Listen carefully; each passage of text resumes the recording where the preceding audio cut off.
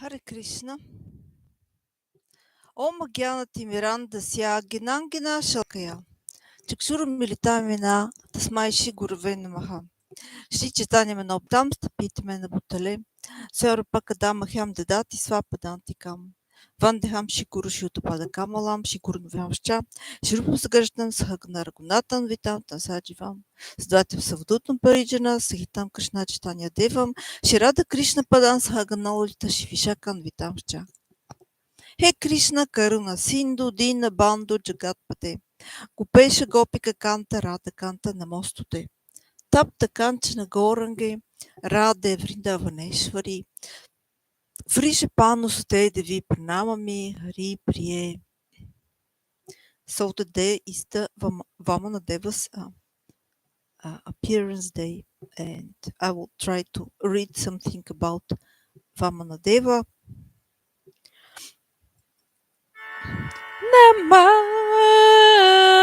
Vishnu Pada Krishna Prastaya Bhutale Śrīmad Bhaktivedanta Swamiti Namine Namah Vishnu Pada Krishna Prastaya Bhutale Śrīmad Bhaktivedanta Swamiti Namine Namaste Sarasvati Gauravadi Pracharine Nirvishesha Shunyavadi Paskatya Deshatarine Namaste Namaste Sarasvati Gauravani Pracharine Nirvishesha Shunyavadi Paskatya Deshatarine Jai Shri Krishna Chaitanya Prabhu Nityananda Shri Advaita Gadadara Shri Sati Gaura Bhakta Vrinda Jai Shri Krishna Chaitanya Prabhu Nityananda Shri Advaita Gadadara Shri Sati Gaura Bhakta Vrinda.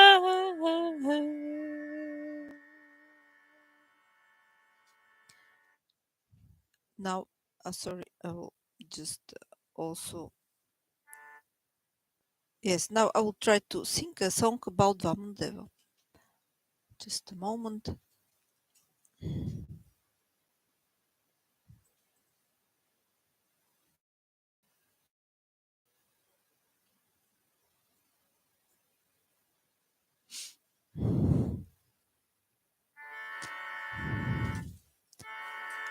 Lord Vamanadeva, oh marvelous dwarf incarnation, who came from above for everyone and for Bali.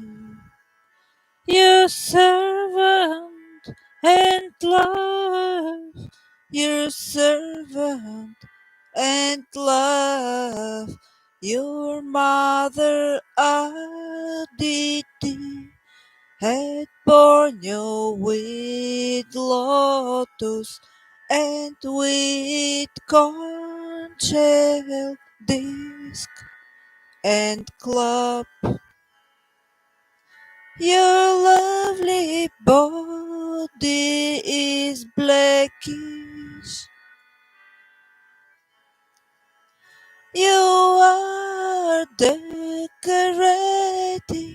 your beautiful yellow garments. You with your arriving. You may happy all the entities. Hare Krishna, Hare Krishna, Krishna Krishna, Hare Hare, Hare Rama, Hare Rama, Rama Rama, Hare Hare. Joy, Lord Vamanadeva, Jai Bali Maharaj, Jai Lord Vamanadeva, Jai Bali Maharaj.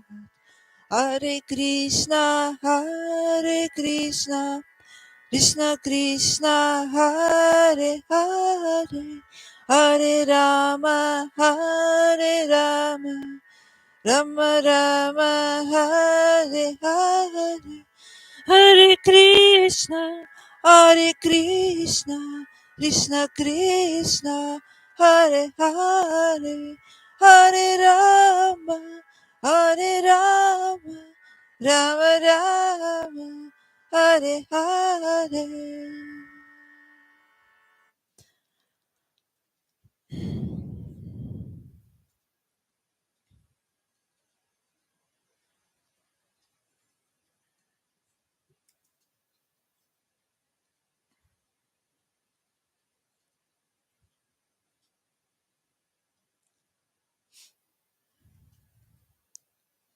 Now I will try to read about Lord Vamanadeva.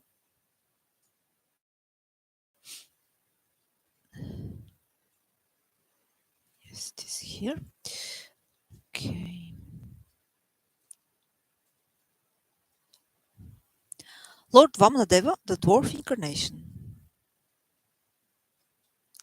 Summary of the 8th canto, 18th chapter.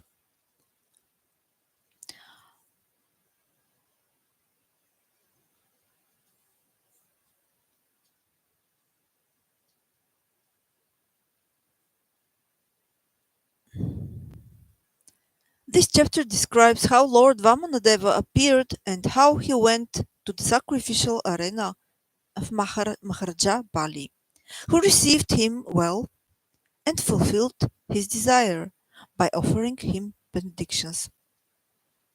Lord Vamanadeva appeared in this world from the womb of Aditi, completely equipped with conch shell, disc, club, and lotus. His body hue was blackish, and he was dressed in yellow garments. Lord Vishnu appeared at an auspicious moment in Shravana Dvadashi, when the Abhijit star had arisen. At that time, in all the three worlds, including the higher planetary system, outer space, and this earth, all the demigods, the cows, the brahmanas, and even the seasons were happy because of God's appearance.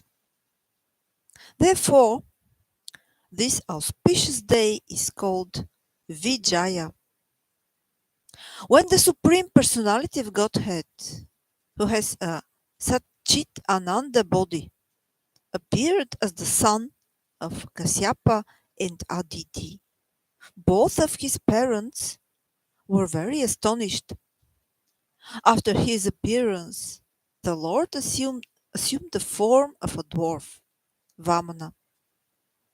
All the great sages expressed their jubilation, and with Kashyapa Muni before them, they performed the birthday ceremony of Lord Vamana. At the time of Lord Vamanadeva's sacred thread ceremony, he was honored by the sun god Brihaspati, the goddess presiding over the planet Earth, the deity of the heavenly planets. His mother, Lord Brahma, Kuvera, the seven rishis, and others. Lord Vamanadeva then visited the sacrificial arena on the northern side of the Narmada River, in the field known as Brigukacha, where Brahmanas of the Brigu dynasty were performing yagas, wearing a belt made of munja straw, an upper garment of deerskin and a sacred thread, and carrying in his hands a danda, an umbrella, and a water pot, kamandalu. Lord Vamanadeva appeared in the sacrificial arena of Maharaja Bali. Because of his transcendentally effulgent presence, all the priests were diminished in their prowess, and thus they all stood from their seats and offered prayers to Lord Vamanadeva. Even Lord Shiva accepts on his head the Ganga's water generated from the toe of Lord Vamanadeva. Therefore, after washing the Lord's feet, Bali Maharaja immediately accepted the water from the Lord's feet on his head and felt that he and his predecessors had certainly been glorified. Then Bali Maharaja inquired of Lord Vamanadeva's welfare and requested the Lord to ask him for money, jewels, or anything he might desire. Lord Vamanadeva begs charity from Bali Maharaj. Srimad Bhagavatam, 8th Canto, 19th Chapter. Summary. This 19th chapter describes how Lord Vamanadeva asked for three places, so for three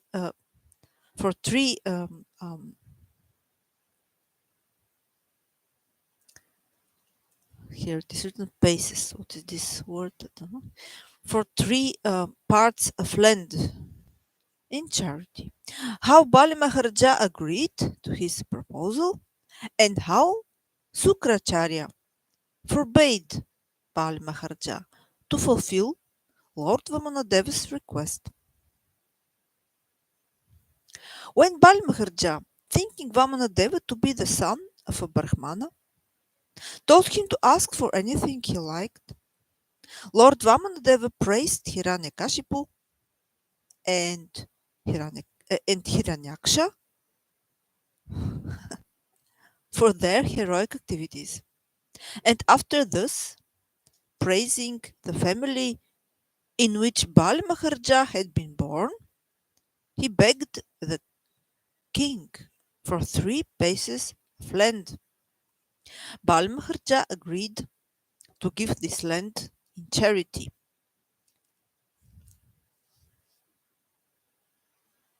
Okay. Yeah, okay.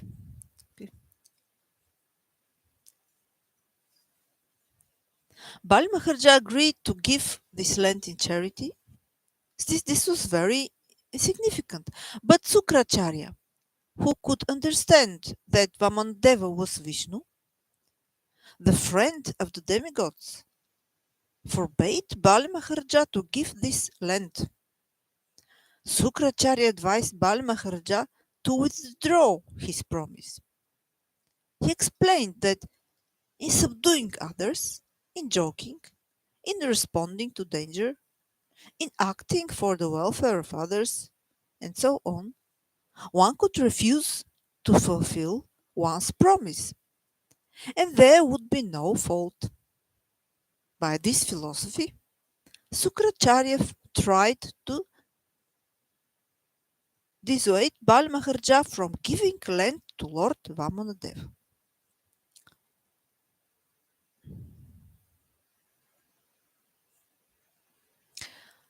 Bali Maharaja surrenders the universe. Srimad Bhagavatam, 8th Canto, 20th Chapter. Summary. The summary of this 20th chapter is as follows. Despite of his knowledge that Lord Vamanadeva was cheating him. Bali Maharaja gave everything to the Lord in charity. And thus the Lord extended his body and assumed a gigantic form as Lord Vishnu. After hearing the instructive advice of Sukracharya, Bali Maharaja became contemplative, because it is the duty of a householder to maintain the principles of religion, economic development, and sense gratification. Bali Maharaja thought it improper to withdraw his promise to the Brahmachari. To lie or fail to honor a promise given to a Brahmachari is never proper, for lying is the most sinful activity.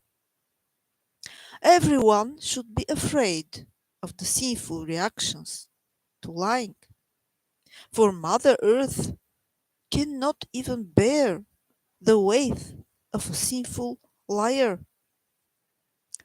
The spreading of a kingdom or empire is temporary. If there is no benefit for the general public, such expansion has no value. Previously, all the great kings and emperors expanded their kingdoms with a regard for the welfare of the people in general. Indeed, while engaged in such activities for the benefit of the general public, eminent men sometimes even sacrificed their lives. It is said that one who is glorious in his activities is always living and never dies. Therefore, fame should be the aim of life, and even if one becomes poverty stricken for the sake of a good reputation, that is not a loss. Bali Maharaja thought that even if this Brahmachari, Vamanadeva, was Lord Vishnu, if the Lord accepted his charity and then again arrested him, Bali Maharaja would not envy him. Considering all these points, Bali Maharaja finally gave in charity everything he possessed. Lord Vamanadeva then immediately extended himself into a universal body. By the mercy of Lord Vamanadeva, Bali Maharaja could see that the Lord is all pervading and that everything rests in his body. Bali Maharaja could see Lord Vamanadeva as the supreme Vishnu, wearing a helmet, yellow garments, the mark of Srivatsa, the Kaustuba jewel, a flower garland, and ornaments decorating his entire body. The Lord gradually covered the entire surface of the world, and by extending his body, he covered the entire sky. With his hands, he covered all directions, and with his second footstep, he covered the entire upper planetary system. Therefore, there was no vacant place where he could take his third footstep. So, yes, the Bali Maharaja, well, Vamanadeva wanted three steps. So, he three steps of land. And so, Bali Maharaja, he decided to give in charity to Lord Vamanadeva these three steps of land. But these three steps, as we see, they actually two of the steps already um, uh, took all the whole world actually. And for the third step, there is no place. And now let us see what is going on further. Bali Maharaj arrested by the Lord. This is Srimad Bhagavatam, 8th Canto, 21st chapter. Summary. This chapter describes how Lord Vishnu, desiring to advertise the glories of Bali Maharaj, arrested him for not fulfilling his promise in regard to the Lord's third step. With the second step, the Supreme Personality of Godhead reached the topmost planet of the universe, Brahmaloka, which he diminished in beauty by the effulgence of his toenails. Thus, Lord Brahma, accompanied by great sages like Marchi and the predominating deities of all the higher planets, offered humble prayers and worship to the Lord. They washed the Lord's feet and worshipped him with all paraphernalia. Riksharaja Jambavan played his Riksharaj Jambavan played his bugle to vibrate the glories of the Lord.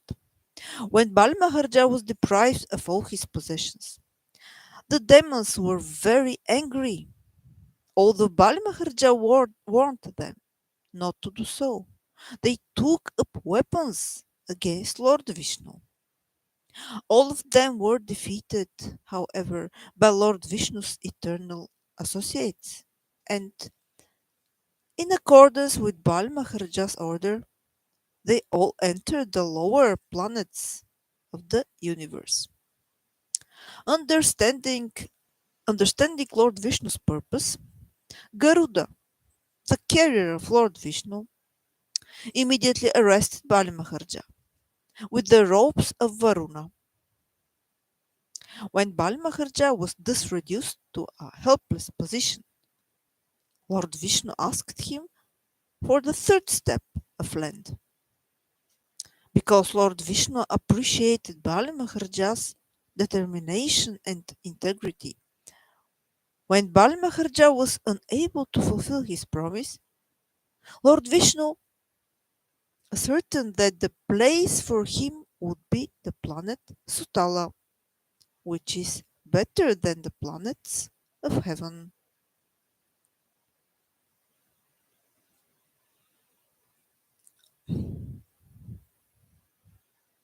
Bali Maharaja surrenders.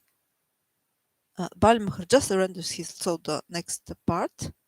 The next part has the following title. Bali Maharaja surrenders his life. Srimad Bhagavatam 8th Canto 2010th chapter summary.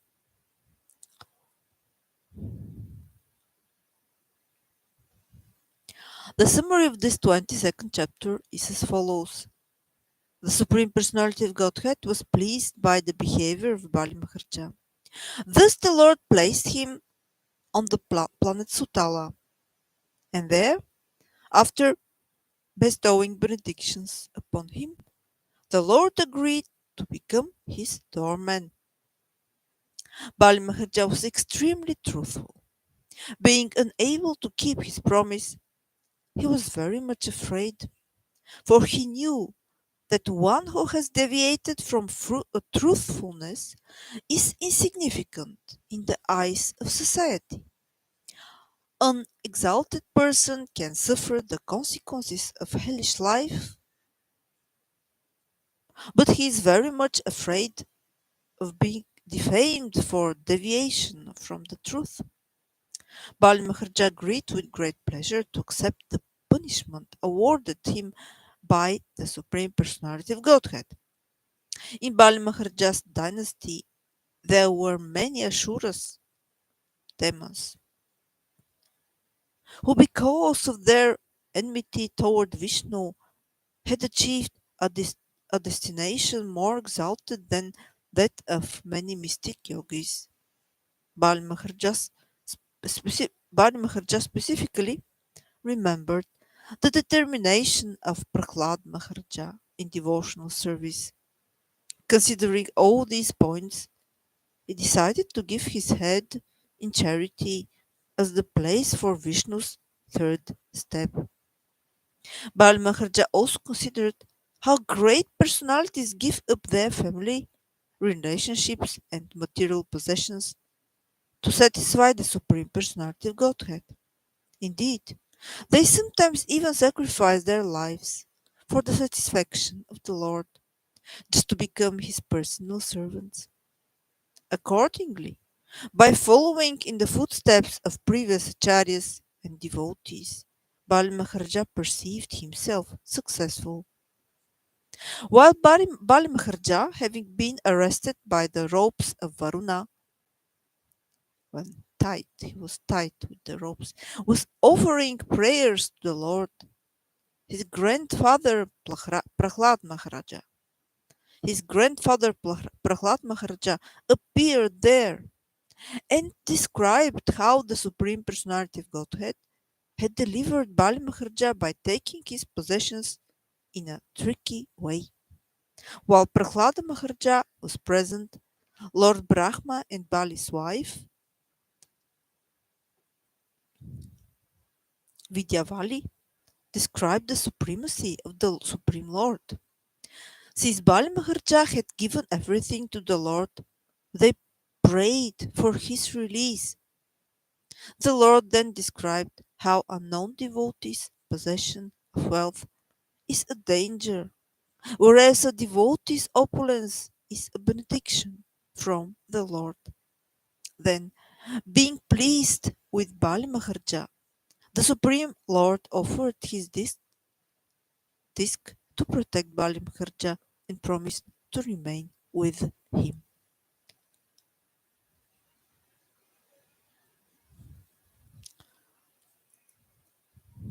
The next part, the demigods regain the heavenly planets, Srimad Bhagavatam, 8th Canto, 23rd chapter, summary.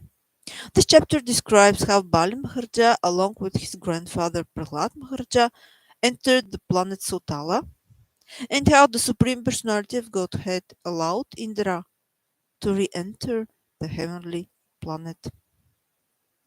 The great soul Bali Maharaja experienced that the highest gain in life is to attain devotional service under the shelter of the Lord's lotus feet in full surrender.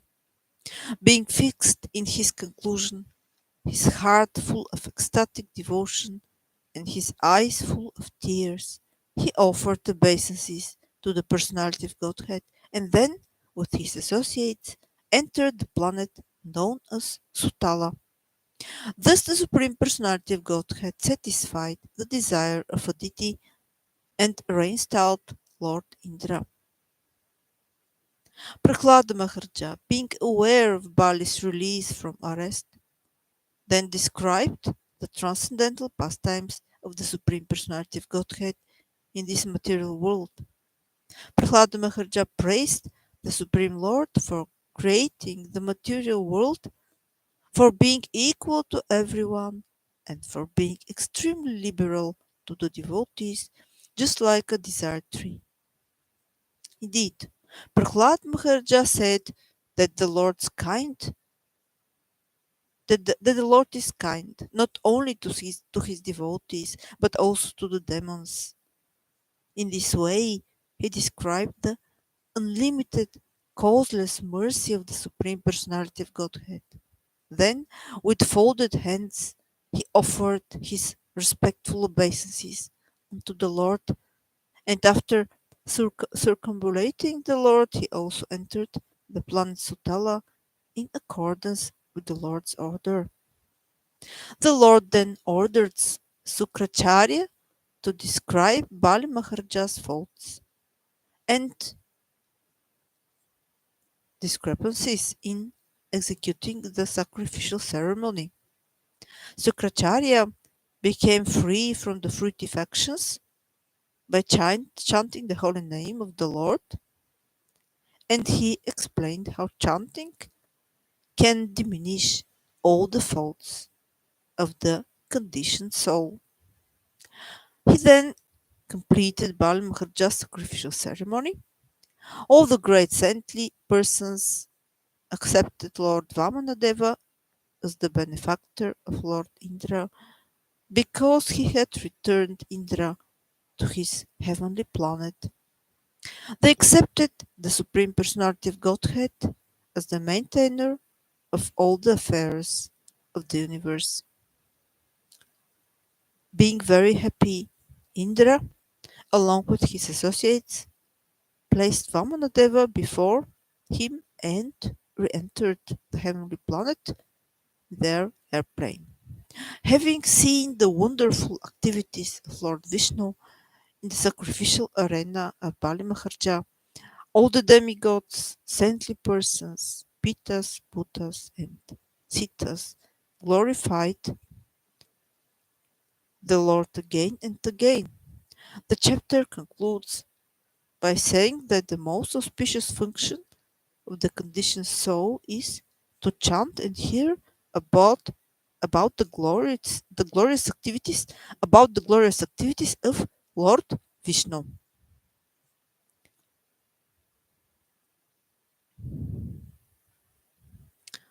So after that, it is given. Okay, so you can, if you like, you can read it to the end. I will give this uh, link after that. Yes, very nice story, very beautiful. Now I will continue with reading from the books. This is again Gaudiya Darsana. Jai Gaudiya Darsana, Jai His Divine Grace, Bhaktisiddhānta Sarasvatī Ṭhākur Prabhupāda, Jai Shri Prema Prayojana Prabhu, Jai.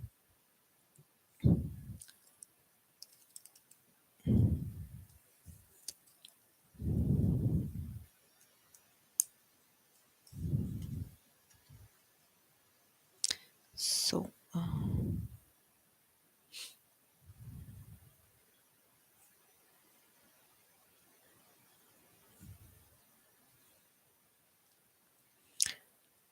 the association of Bhagavad Bhaktas cannot be compared with karma, jnana, yoga, etc. Here is a verse citated Srimad Bhagavatam 11:12 from 1 to 2. Canto 11, chapter 12, verses 1 and 2. So I will try to sing it because if I read it, it's not so nice. I cannot read so nice. I yes, okay. Yes.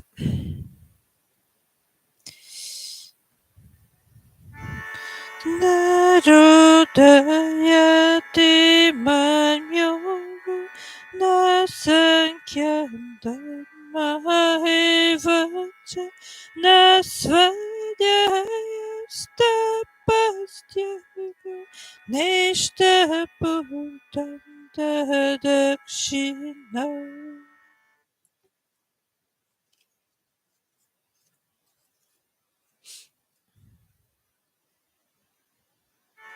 Vrataniyagyachandansu tirthaniyamaya yatavaranda satsanga sarasanga pahima.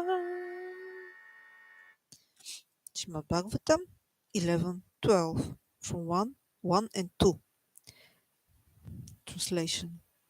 Sri Krishna said, I cannot be controlled by yoga, Sankhya, analytical philosophy, prescribed duties, dharma, study of the Vedas, austerities, the performance of sacrifices, charity, vows, worship of the devatas, recitation of Vedic mantras, pilgrimage to holy places,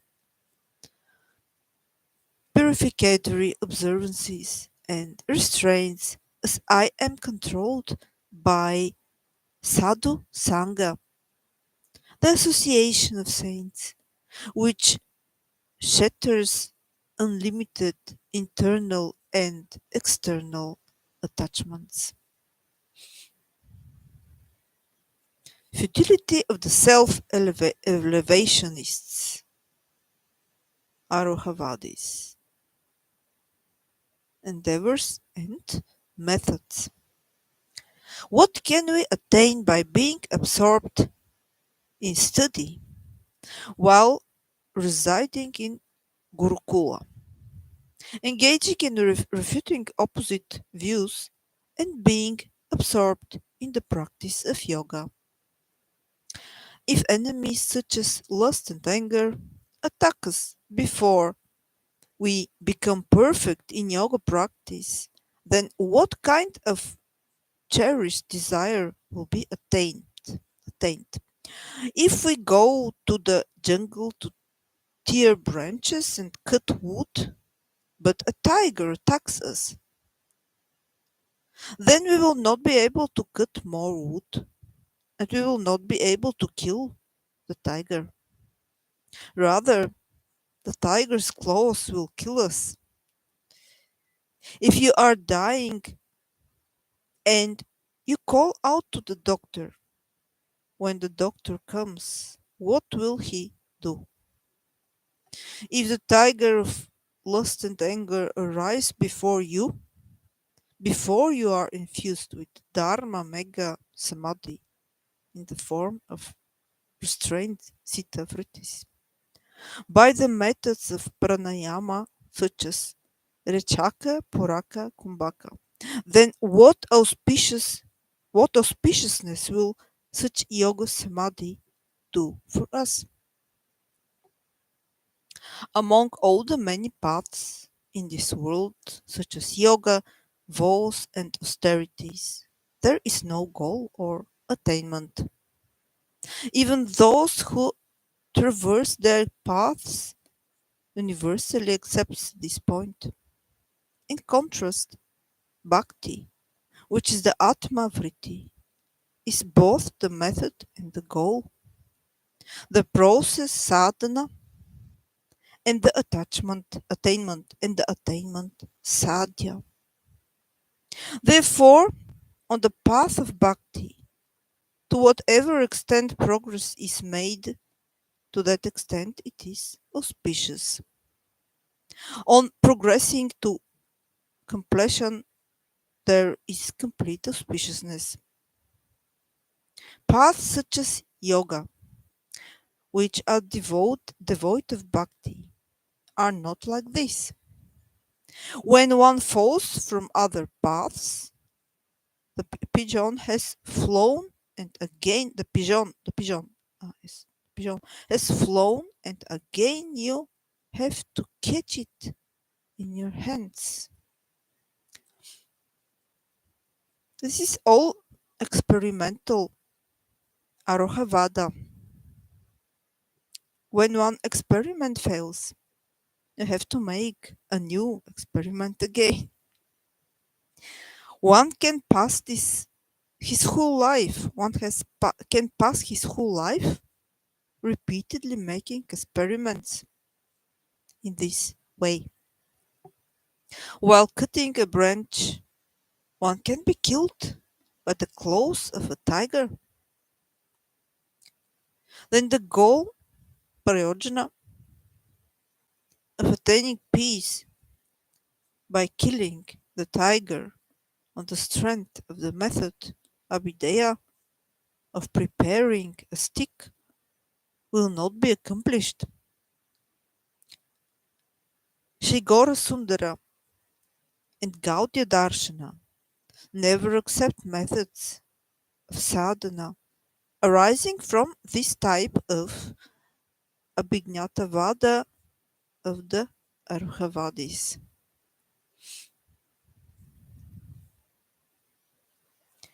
Okay, So the next paragraph has the title The Complete Flawlessness of Gaudiya Vaishnava Dharma, and I will continue with it the next time. Jai Shri Prema Prayojana Prabhu. Jai His Divine Grace Bhaktisiddhānta Sarasvatī Ṭhākur Prabhupāda. Jai Śrīla Narayana Maharaj. Jai the book Gaudiya Darsana. Jai.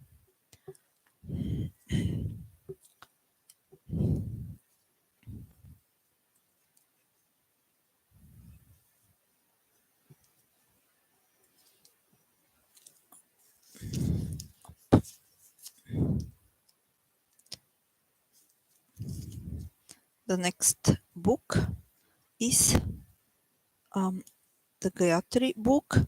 Jai the Gayatri book. Jai His Holiness Sachinanda Swami. Jai His Divine Grace Bhakti. Jai His Divine Grace Abhayacharana Vrnda Śrīla Bhaktivedanta Swami Prabhupāda, who is the Diksha Guru of His Holiness Sachinandana Swami.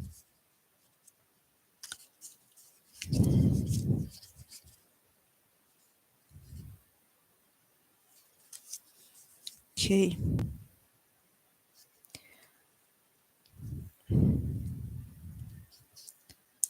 Let's see where it was. I think this paragraph, what is sadhana, paragraph from chapter 4. I had read some part the last time, page 88, and now I will continue. The last line of this verse, what verse? The awakening of this eternal devotion is the potentiality of devotional service in practice. So, the last line of this verse is important. This bhava is nitya siddha.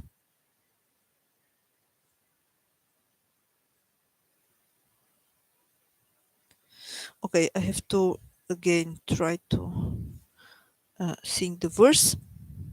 This is a verse from, let's see, note number, what is that? Number 3. Yes, number 3, Bhakti Rasamrita Sindhu 122, quoted also in Chaitanya Charitamrita, Madhya Lila 22, 105.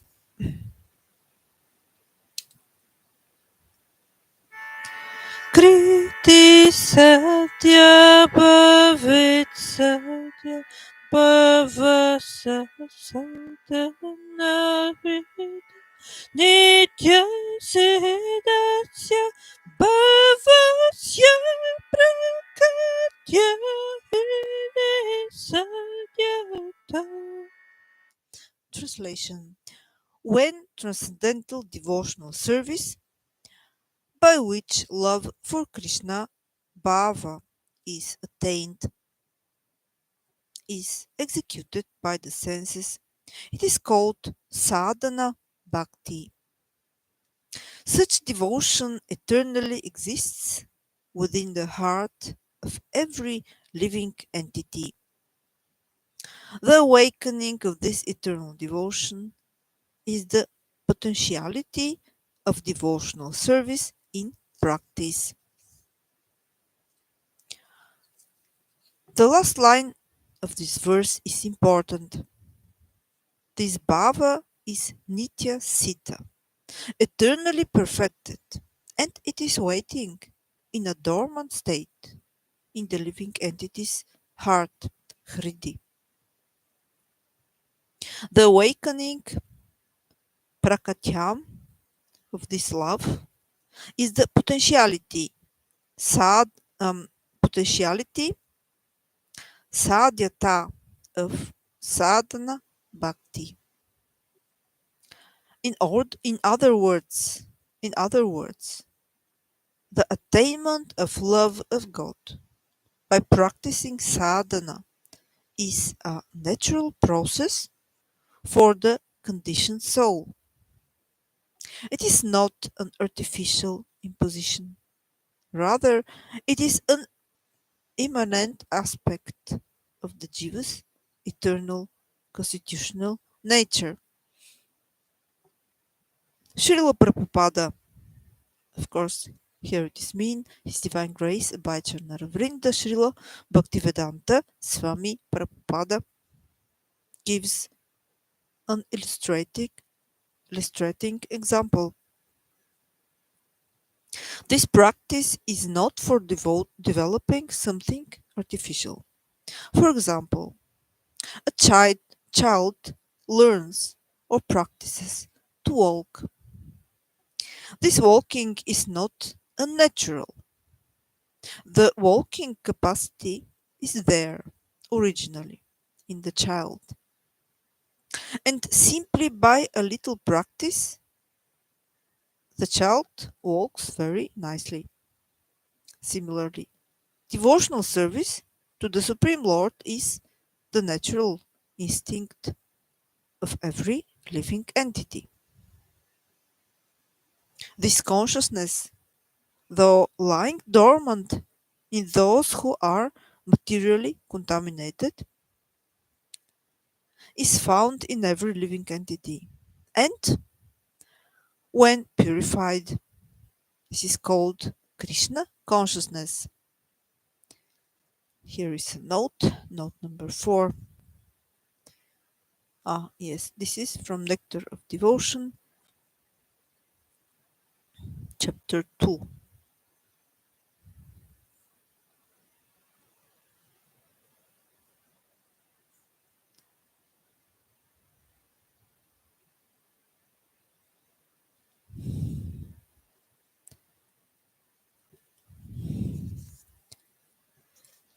Sri Chaitanya Mahaprabhu, in his explanation of the above verse to Sanatana Goswami, emphasized the same point.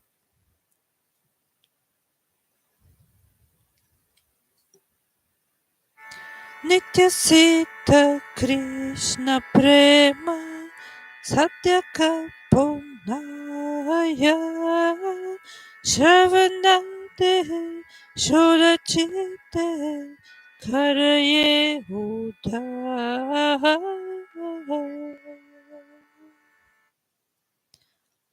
Pure love for Krishna is eternally established in the hearts of the living entities.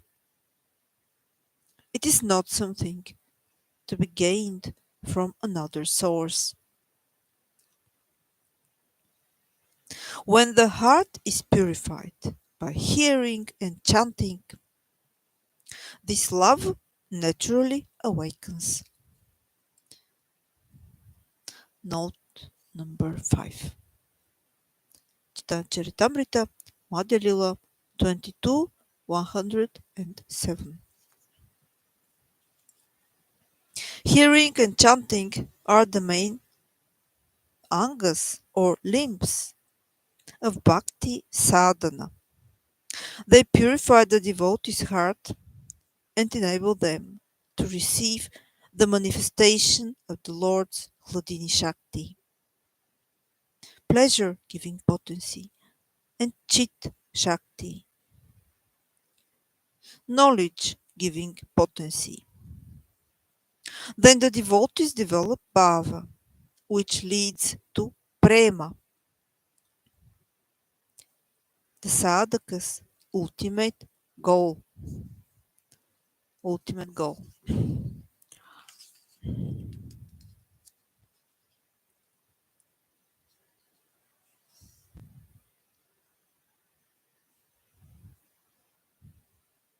The methods for chanting the Gayatri mantras are as manifold as the various ways of sadhana.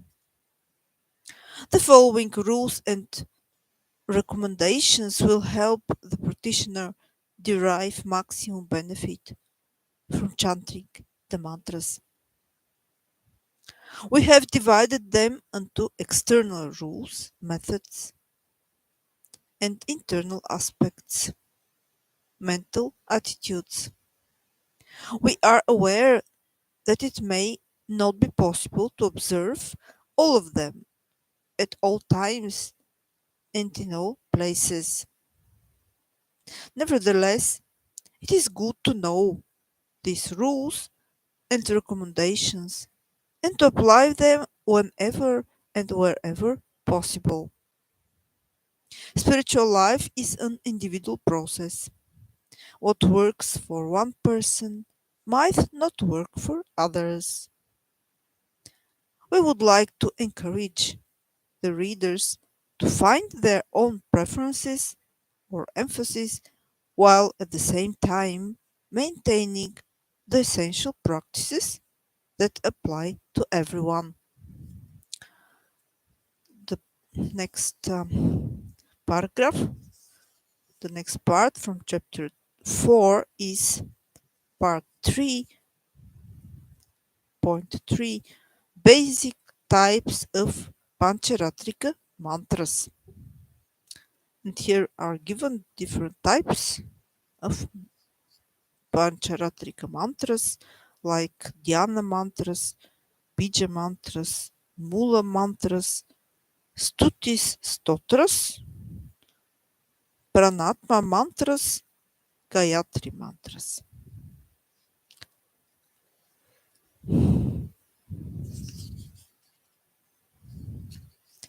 Yes, so I will continue the next time with that.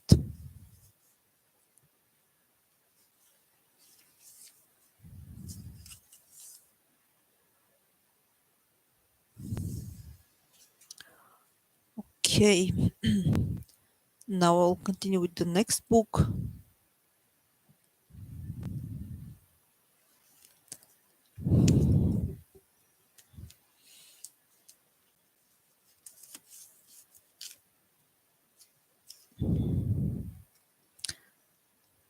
Oh, sorry, I forgot to say pranams. Yes, Jai, His Holiness Sachinanda Swami. Jai, Abhaichana Vrnda, Srila Bhaktisiddhānta Swami Prabhupāda. Jai His Divine Grace Abhaichana Vrnda, Srila Bhaktisiddhānta Swami Prabhupāda. Jai the book, the Gayatri book. And now I will continue with the next one, with the next book. This is the Place of Sandalwood and Roses. Jai, Sandalwood, the A Place of Sandalwood and Roses, the book. Jai, Govinda Dasi, Srimati Govinda Dasi. Jai, His Divine Grace Abhaichana Vrnda, Srila Bhaktisiddhānta Swami Prabhupāda, the Diksha Guru of Srimati Govinda Dasi. So let's see where I was the last time.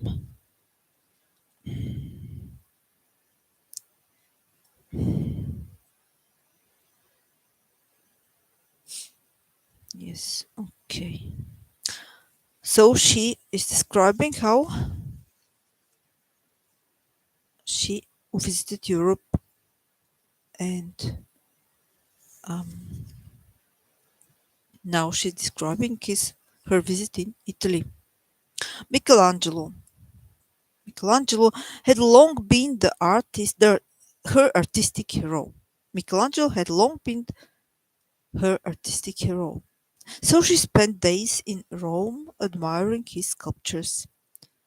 The David, the Pietà, which all spoke of his devotion to God. Weeks passed. Day after day was spent in a museum or cathedral studying the works of the great Renaissance masters, who were all inspired by their mood of Christian devotion. Bonnie began to think, these artists were so great, their work so profound. They must know something that I don't know. Maybe their idea of God is real. Maybe there is a God. They can't all be wrong. After all, these are my heroes. Thinking thus, she slowly began to shift from agnosticism to a curious theism. After Italy came Greece. There Bonnie climbed atop the Acropolis and sat in the temples of Nike and Diana, feeling their antiquity. It was a powerful place, and she sensed the wisdom of the ancients embedded in the remaining stone pillars. Here was the origin of Greek mythology and the birth of Western civilization, the place of Plato and Socrates, those who had also searched for the deeper meaning of life. From Greece,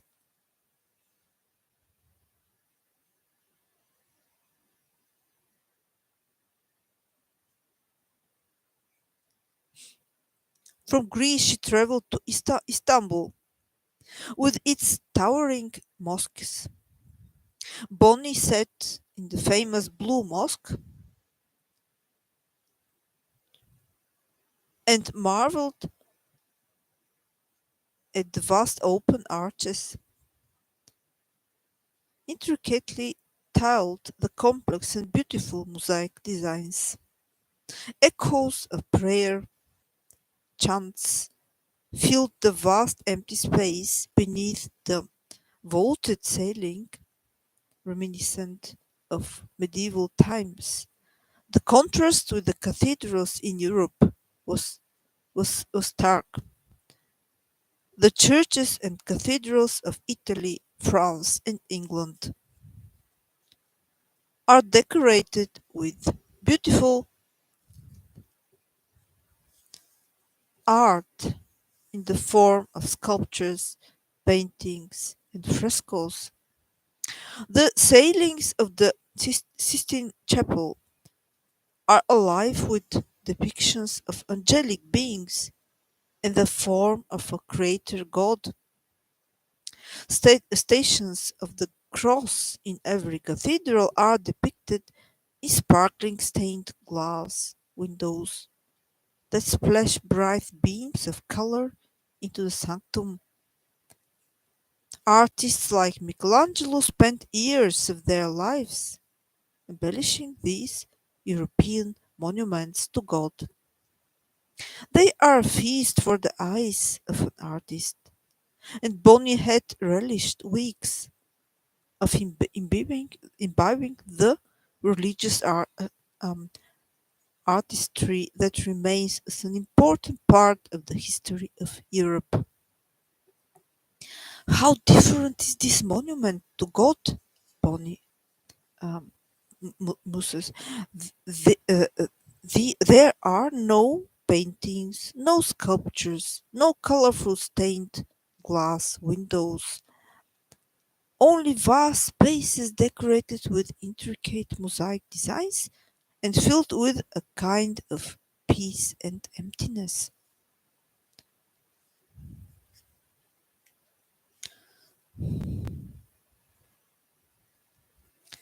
She's roused from her artistic reverie when a middle-aged man informs her that she must leave the mosque.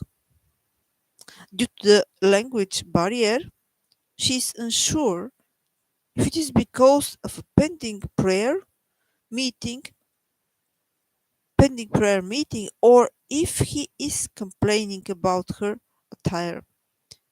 She is conservatively dressed as an American tourist in a blouse and long pants. But Americans are rare in Turkey, so few people speak English. The man is polite, and Bonnie grabs her bag and quickly leaves the beautiful blue mosque. Outside, she admires its arched beauty as it shimmers in the sunlight. The tiled minarets sparkling like slender steeples piercing the sky. The excellent craftsmanship and intricately tilled designs all point to years of devoted labor, the labor of creating a monument to God. Her train traveled north from Turkey through Bulgaria and Czechoslovakia. A brief stay in Prague gave her a glimpse into the lives of those living in fear of Soviet oppression. She noted that students there had the same mood as those in the US, a desire for justice, freedom, and independence. This seemed to be the spirit of youth everywhere, and it appeared that people were similar wherever they lived. Then came Holland, with its tulips and windmills. Raised from early childhood by a much loved Dutch aunt, Bonnie relished the culture of Holland, especially the cheese and chocolate. In Vienna, she kept a Dutch chocolate bar called Nuts in her pocket at all times, even when she went to the famed Vienna Opera House for evening performances. In Amsterdam, there was fresh Dutch chocolate available everywhere, and she enjoyed delicious breakfasts of creamy fresh milk and tasty Dutch cheese. She also visited the Van Gogh Museum and viewed his masterpieces, the potato eaters and sunflowers. Van Gogh's paintings, vibrating with their intensity of color and almost alive with the movement of his sweeping brush strokes, were unforgettable. Pure color splashed into canvas with abandon brought them to life.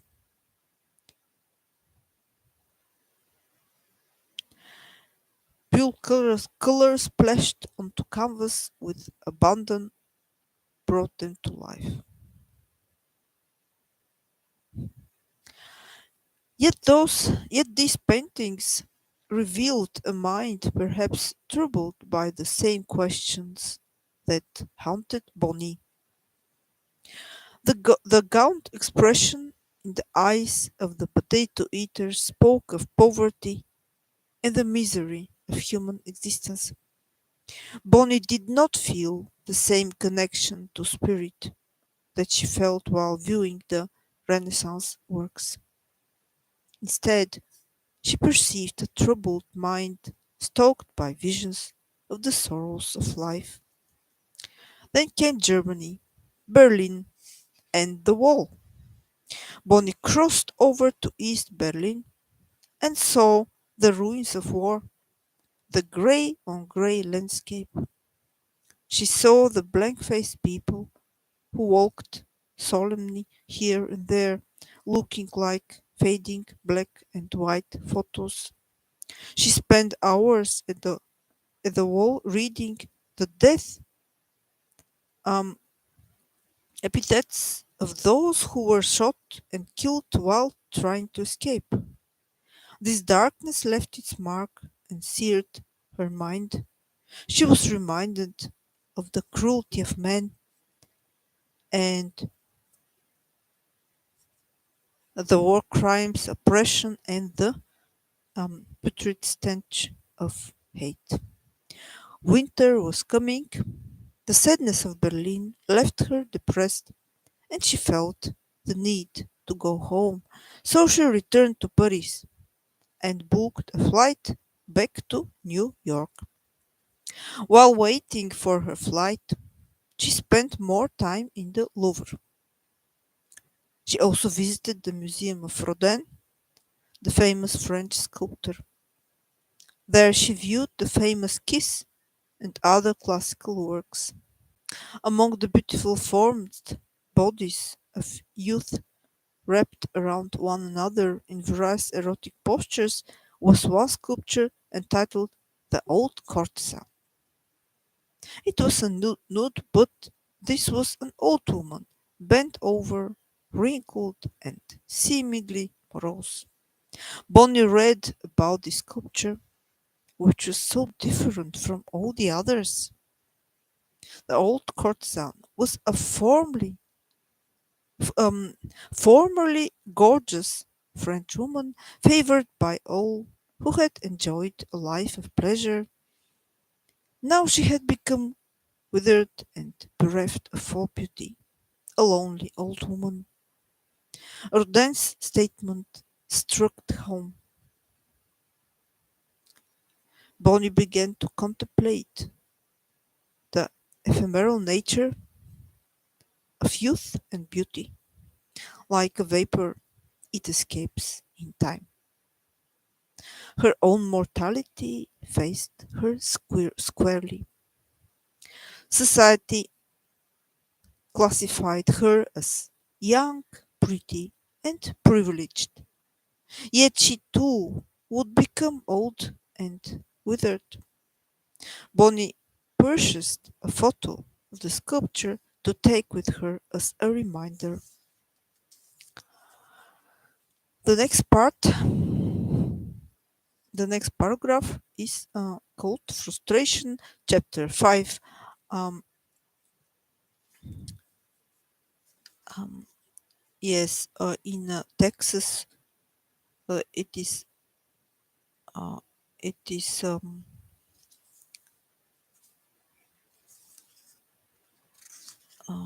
yes. So I will continue the next time with the next chapter, and I would like also to again read the beautiful poem which Govinda Dasi have written for Śrīla Prabhupāda, for her spiritual master, His Divine Grace, Bhaichana Vrnda Śrīla Bhaktisiddhānta Swami Prabhupāda. I will again read this beautiful poem for her spiritual master.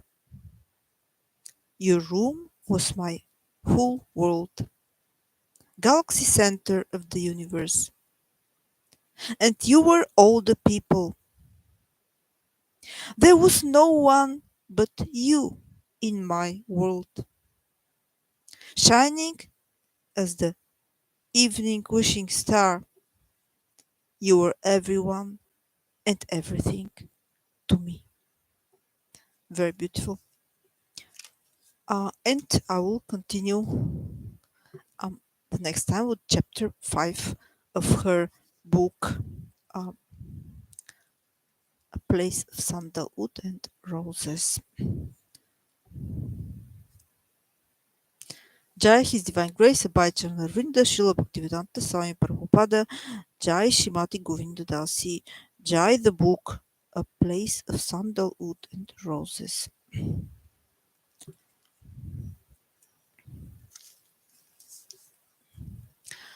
Now I will again read a little bit from Chaitanya Charitamrita.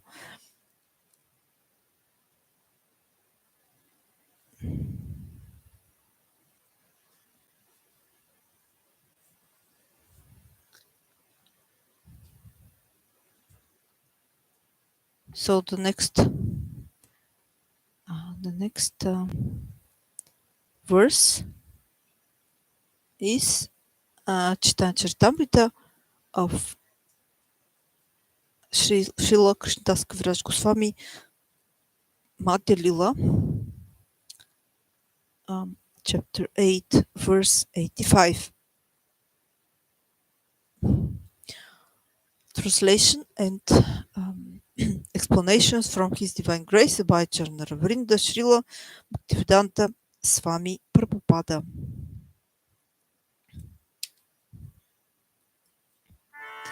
Purva Purva Rasira Guna Pare Pare Dyuti Nagana Nebanja Padyanta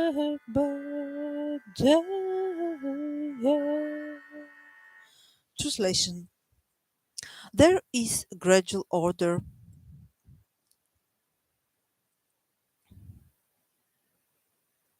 of improvement in transcendental mellows from the initial ones to the later ones. In each subsequent mellow, the qualities of the previous mellows are manifested, counting from 2 and 3 and up to the point of 5 complete qualities.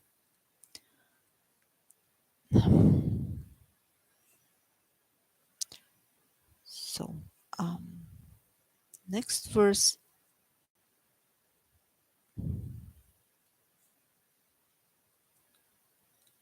Material 886.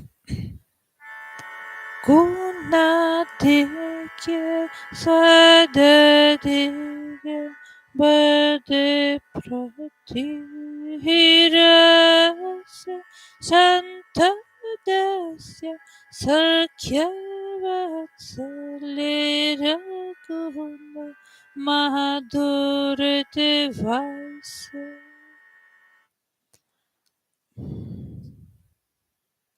Translation. As the qualities increase, so the taste also increases in each and every mellow. Therefore, the qualities found in Shantarasa, Dasyarasa, Sakyarasa, and Vatsalyarasa are all manifested in conjugal love, Madhurya Rasa. Very nicely said here, and of course, also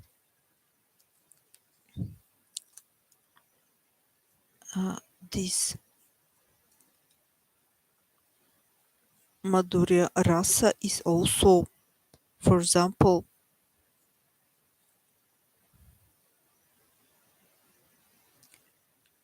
very good shown in every verse of Shikshastaka, because in every verse there in every verse of Shikshastaka spoken to Sri Chaitanya Mahaprabhu in uh, in the 16th century, there is in every verse there is Madhurya Rasa, but not exactly. Uh, yes, actually there is also Madhurya Rasa because there is the striking separation from Krishna of a pure devotee in every verse of Shikshastaka. And as we all know, the highest devotee, the topmost pure devotee is Shrimati Radhika. After her are all the gopis, and this is explained in verse 10 of Śrīla Upadeshamrita of Śrīla Rupa Goswami. In this way,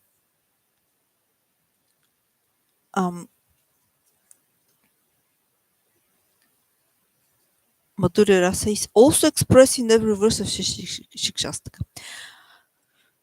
because there is also the mood of separation of Srimati Radhika from Shri Krishna. And, for example, in verse 8, Ashishava Padaratam Pinashtamam Adarshna Marmachtam Krotova Yatata Tava Vidata Lampato But Pranata Stusevana Prah. Shishva Padaratam Pinashtamam Adarshna Marmachtam Krotova Yatata Tava Vidata Lampato But Pranata Stusevana Prah. Shishvartam Padashtam Shishvartam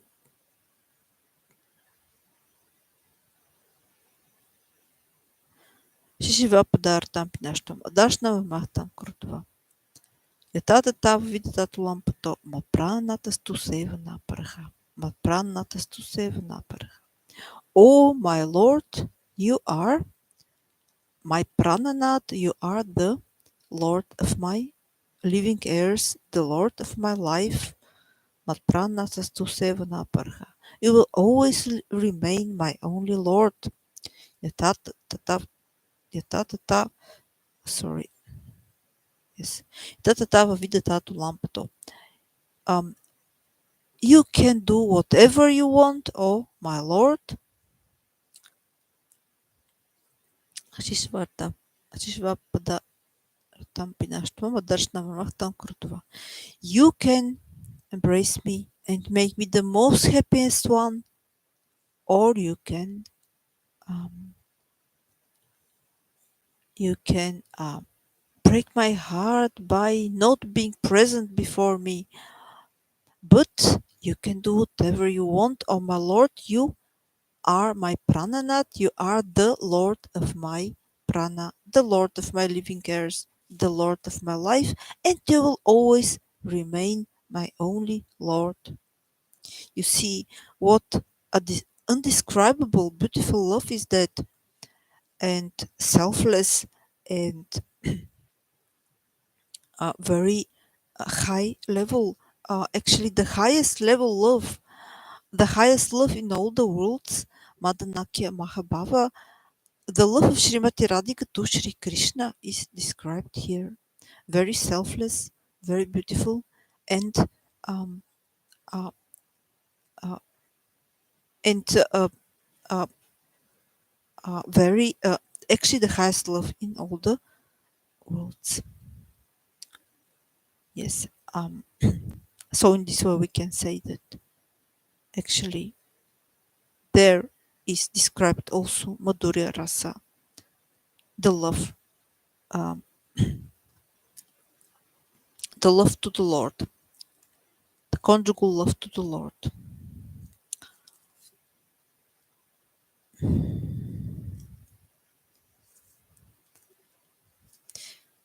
Okay, now I will come to an end.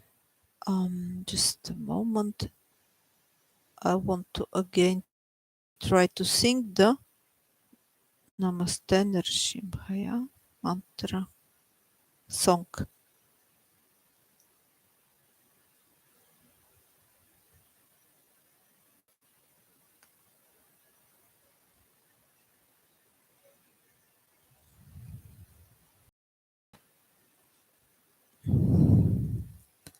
The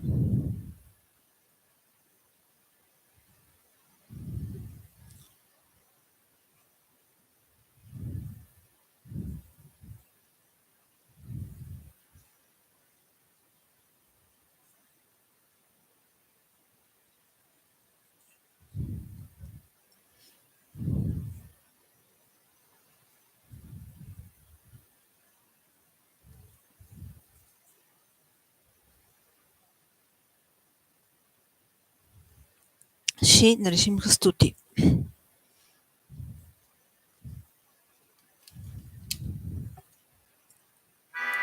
Namaste Narasihaya Pralalaladedain Hiranyakashipu Raksha Shilatankanaka Ton Rishiva Paraton Rishiva Yato yato yatato nishiha Bahir nishiha Ridaya nishiha Rishiha Vade Sharanya Prabhaya Namaste Narasimhaya Prahlada Dadaina Hiranyakashipu Raksha Shiratankanakaraya Niton Rishiho Bharaton Rishiho Yato yataya vitatan Rishiha Bahir Nishiha Hridaya Nishiha Rishiha Madhya Prabhupada Tavakara Kamalavare Nakava Putta Shrinka Dalita Hiranyakashipu Tanubringa Tanubringa Keshavadrita Narahari Rupa Jai Jagadisha Hare Keshavadrita Narahari Rupa Jai Jagadisha Namaste Narasihaya. Namaste Narasihaya. Pralada Lada Daine. Pralada Lada Daine. Hiranyakashipu Vaksha. Hiranyakashipu Vaksha. Shilatangana Kalaya. Shilatangana Kalaya. Iton Rishimho Paraton Rishimho. Iton Rishimho Paraton Rishimho. Yato Yato Yamitaton Rishimho. Yato Yato Yamitaton Rishimho. Bahir Nishiho Hridayen Rishiho. Bahir Nishiho Hridayen Rishiho. Nrsimhamadin Sharanya Prapade. Nrsimhamadin Sharanya Prapade. Tava Karakamalavare. Nakama Putashrinka Talita Hiranyakashipu Tanubringa Keshavadrita Narahari Rupa Jai Jagadisha Hare Jai Jagadisha Hare Jai Jagadisha Hare Jai Jagadish Hare Jai Jagadish Hare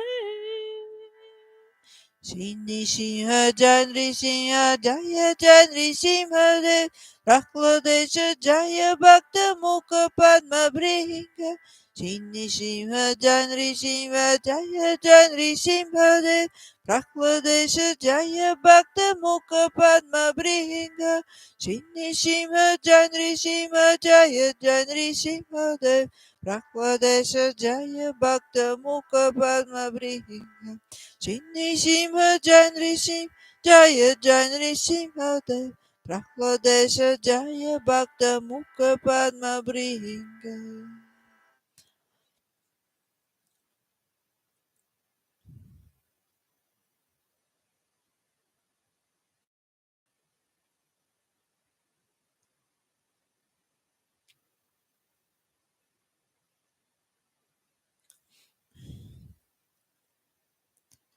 Nrsimhade Jaya Nrsimhade Jaya Nrsimhade Jaya Nrsimhade Jaya Nrsimhade Jaya Nrsimhade Jaya Nrsimhade Jaya Nrsimhade Jaya Pralat Nishiha Pralat Nishiha Pralat Nishiha Jaya Pralat Nishiha Jaya Lakshmi Nrsimha Lakshmi Nrsimha Lakshmi Nrsimha Jaya Lakshmi Nrsimha Jagannath Jaya Jagannath Jaya Jagannath Jaya Jagannath Jaya Jagannath Jaya Jagannath Jaya Baladeva Jaya Subhadra Jaya Jagannath Jaya Jagannath Jaya Baladeva Jaya Subhadra Gauranita Jaya Gauranita Jaya Gauranita Jaya Shri Shri Gauranita Gauranita Gauranita Shri Shri Gurnitai. Gurnitai, Gurnitai, Gurnitai, Jaya Shri Shri Gurnitai. Radha Madhava, Radha Gopinata, Radha Gokulananda, Radha Shyam. Radha Madhava, Radha Gopinata, Radha Gokulananda, Radha Shyam. Radha Radha Radha Shyam, Radha Govinda, Radha Gokulananda, Radha Radha Radha Shyam, Radha Gopinata, Radha Shyam.